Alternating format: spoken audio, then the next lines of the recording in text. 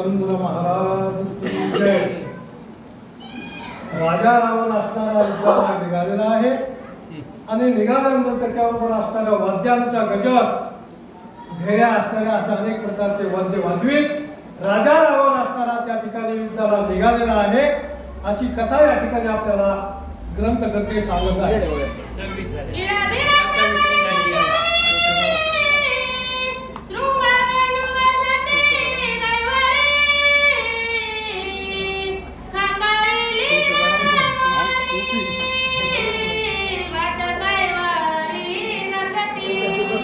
तर अशा पद्धतीनं त्यावेळेस असताना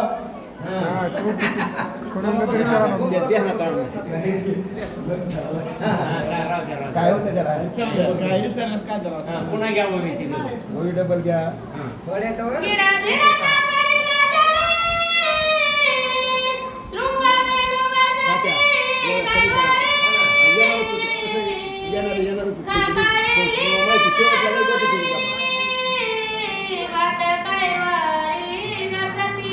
तर अशा पद्धतीने वाद्य असणारे अनेक प्रकारचे वाजित आहेत आणि वाद्य वाजित असताना थाटामध्ये राजा रावण त्या ठिकाणी असणारा सैन्य घेऊन निघालेला आहे.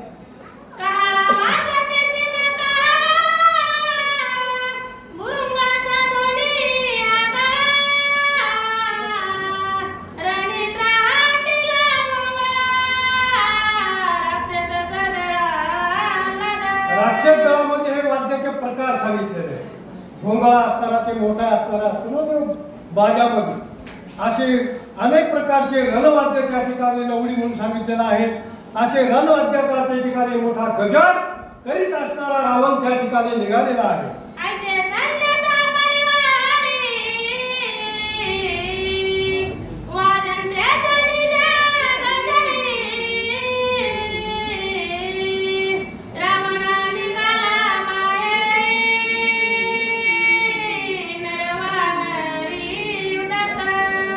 राजा रावण असताना युद्धाला कसा निघाला म्हणून सांगितलेलं आहे.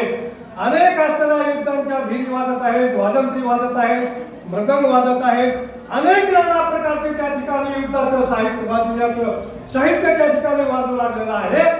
आणि अशा थाटामध्ये राजा रावण त्या ठिकाणी असताना युद्धाला बाहेर निघालेला आहे.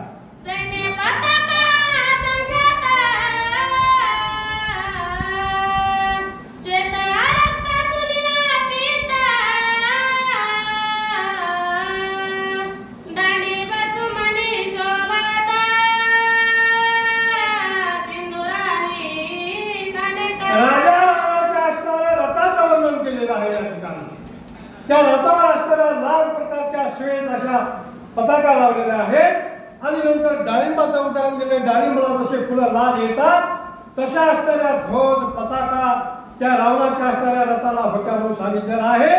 अशा थाटामध्ये राजा रावण त्या ठिकाणी निघालेला आहे.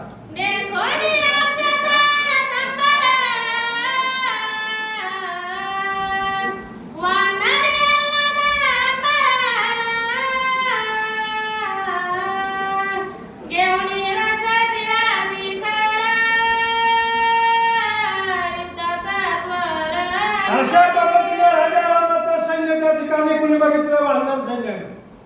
आणि वानर सैन्याने बघितल्याबरोबर मोठा असा त्या ठिकाणी सैन्य सादर आलेला बघून वानरांना असताना लगेच तयारी केली. झाडं म्हणजे पर्वत उचलायला, शिळा उचलायला, मोठमोठे वृक्ष उचलायला अशा तयारीमध्ये वानर त्या ठिकाणी लागलेले आहेत.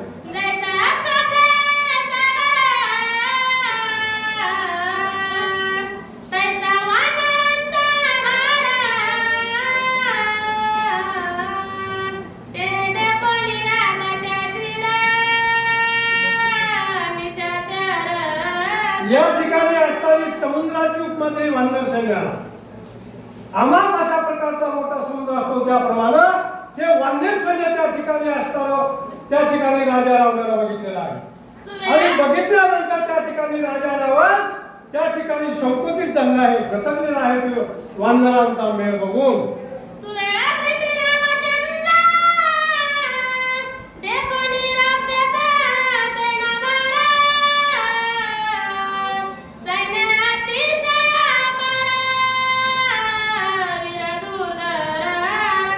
परशुरामचंद्राने त्या ठिकाणी श्वेतळावर असताना बघितलेलं आहे.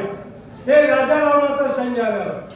मोठा सैन्य सागर आलेला बघितल्यानंतर परशुरामचंद्राने त्या ठिकाणी दृष्टी टाकून बघितलेलं आहे.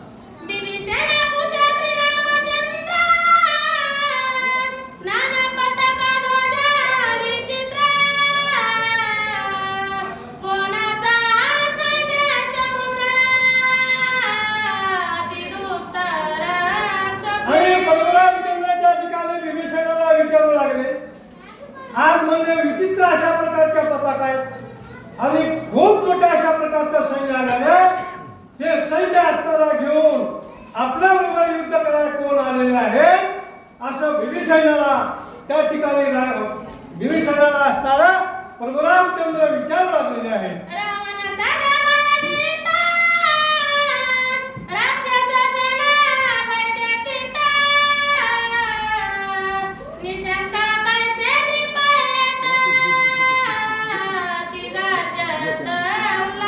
परशुरामचंद्र विभीषणाला बोलला, आज हे राक्षसांच्या प्रश्नाला सगळं भयभीत अशा प्रकारचं सैन्य होतं.